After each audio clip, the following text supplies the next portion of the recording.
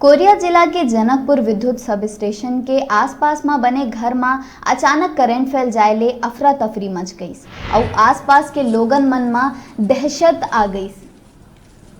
जनकपुर में हुआ बारिश के कारण 11,000 किलो वोल्ट के प्रवाहित विद्युत के खंभा हा टूट के स्टे में जा गिरिस, जेकर ले जमीन गीला होए के कारण ले वहां बने घर मन में अचानक करंट फैल गई। घर में करंट के हल्का झटका महसूस होए लगी, जेकर सूचना मिला थी विद्युत विभाग द्वारा तत्काल बिजली ला बंद कराई गई और बड़का हादसा होए ले रोके गई। विद्युत विभाग के द्वारा पोल के मरम्मत कर लाइन ला चालू तक कर दे गए है, फिर जर्जर हुए पोल ला अभी तक ले नहीं बदले गए है।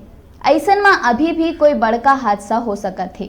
विद्युत विभाग के जूनियर इंजीनियर ले जब बात करे गई तो कर कहना है कि विभाग द्वारा टूटे पोल के सूचना ला आगे अधिकारी मन ला भेजे गई से आदेश मिलत ही बदले जाही।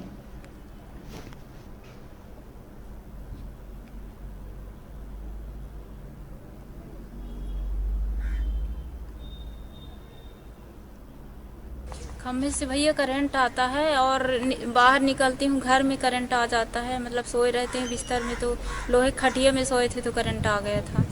तो ये खंभा टूटा हुआ है तो बिजली वाले क्या बोले हैं?